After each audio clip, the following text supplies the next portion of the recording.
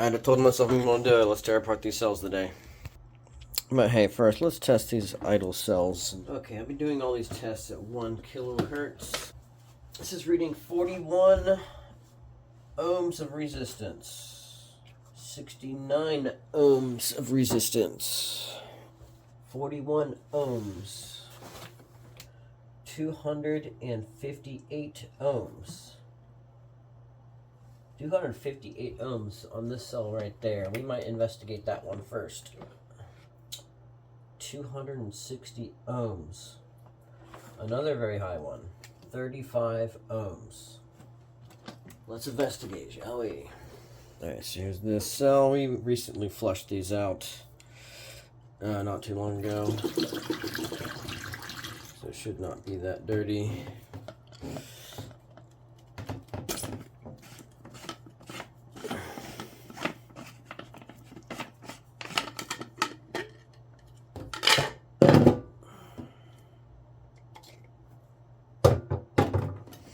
Now these have a very distinct, like, white, I don't know, coating on the inside now. It's very strange, like a fogged type of thing. This one did stay together pretty well.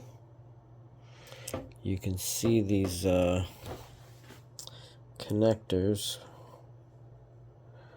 This one here is just, I don't know. And this one here is also probably not that great.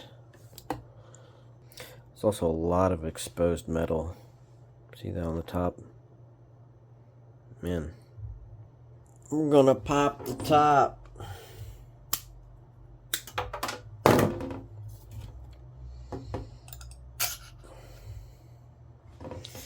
Look at those golden. The inside, some of these have kind of like a rust buildup. You can see that. That's probably affecting the performance of these cells. I let these things sit idle for I don't know how long, and with water in them. They might be better stored without water in them, I assume.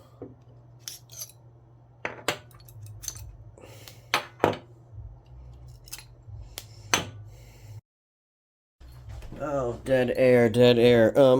Here's the other one I pulled from the other cells. Not near as colorized here. Interesting. Comparing this guy here, that's pretty rusty on the inside. These are probably going to need a buff. Probably going to have to send them to a shop to do that, because I'm not sure if I've got the time or utilities to do that kind of thing. And I know that's 100% affecting the output of my cells. So, 1, 2, 3, 4, 5, 6, yeah. Yeah, it is funny though how there's a kind of a white coloration on the outside of those.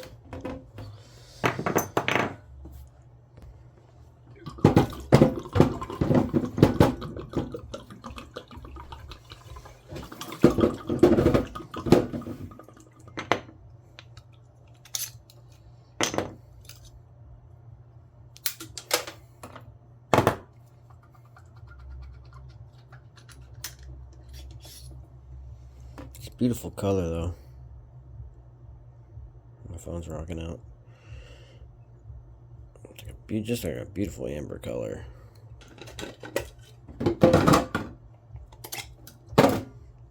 See how well this wants to come apart. Did this age well?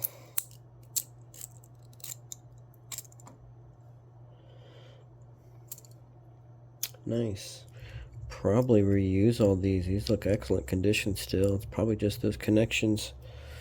So I can just maybe redo the connections on these. That'd be cool. And then save my new prints for my new cells I'll be manufacturing. But probably have to send these in and get them polished up from our guys. And take it from there.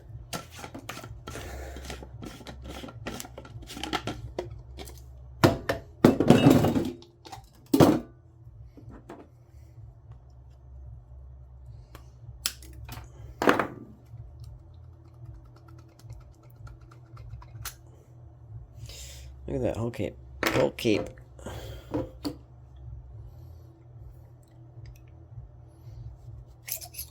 So I wonder if there's a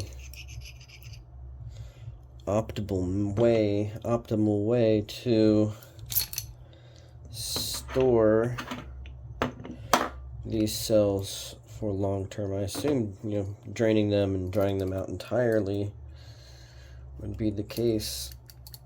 Maybe some type of protective flush solution.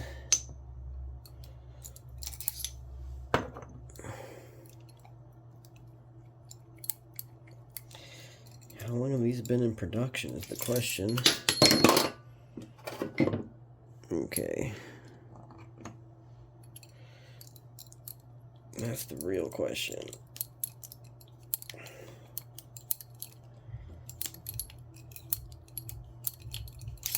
All right.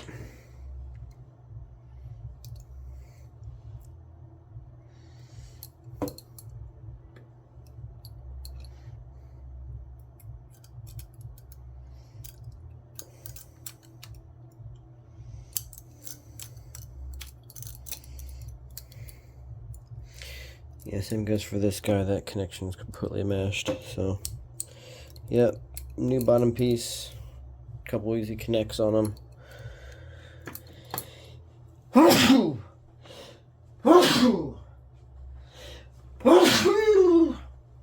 Thank you. So there you go. There's all my babies destroyed. I hope you guys are happy. I'll be hopefully getting another video out here soon. I'm gonna be waiting on some pipe cleaning. Thanks for watching. Stay tuned. Subscribe if you're new. Keep us motivated here to go. Let's go.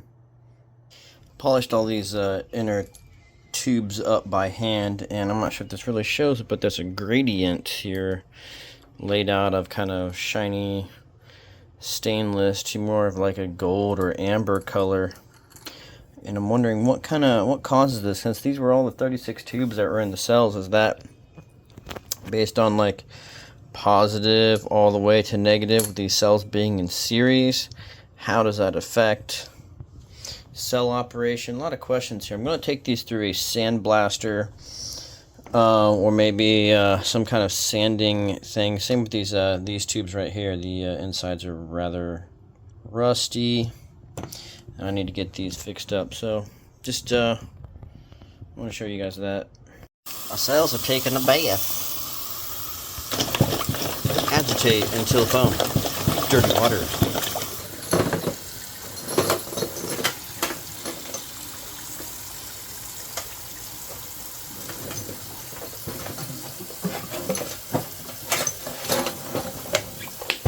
You take a look at these puppies and just see how crisp and clear they are once more. Where's that camera lens? Look at that. It's like 007.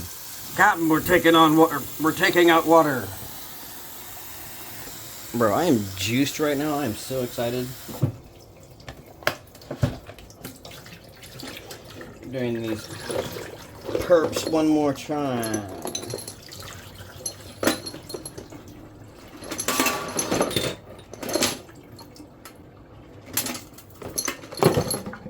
I didn't even shake them up. Totally meant to.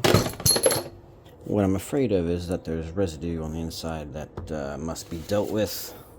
Yo, sidebar, you know this sonic jewelry cleaner? Not hedgehog, but like sonic frequency, like jewelry cleaner. You put your stuff in, it like vibrates it to clean. I wonder if that would do wonders for these things. Just a note for myself. Alright, we're gonna have to do the paper towel snake test. Alright.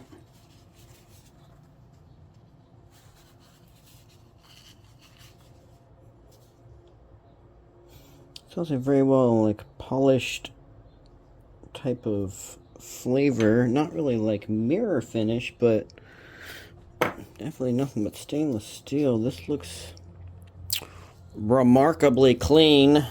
There's like no residue on it from what I can tell. Maybe there's a way to tell. Well, gotta do them all now, just for safety. So, my buddy has a sandblaster. And as I may have been saying, that I was using the sandblaster to blast these tubes. Very effectively, it seems. But working with them, and if you don't know, sandblasting is not sand. It's actually like glass shards. So, aside from being terrible to breathe in, it's not good for you to touch either. And I've been grabbing all over these cells and picking them out of the sandblaster and everything else. I can feel my fingertips, just the abrasion on them. So remainder, I'm going to be switching to gloves.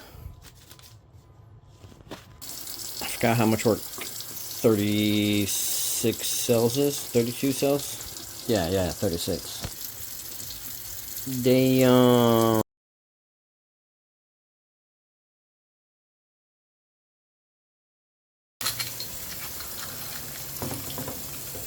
It's a lot of tubage. There is just something, and this light probably doesn't do it justice.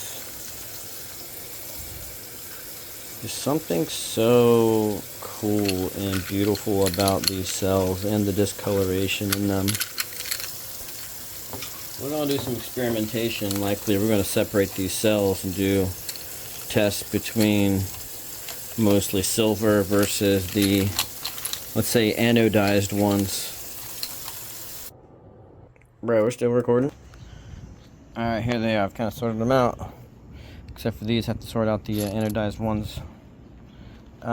These are kind of like faded. They look pretty good. These look pretty good. These over here might need some help. We'll see what we can do here. Looks like it's going to rain, so I have to take them inside. What do you know? This is Stand Revenge.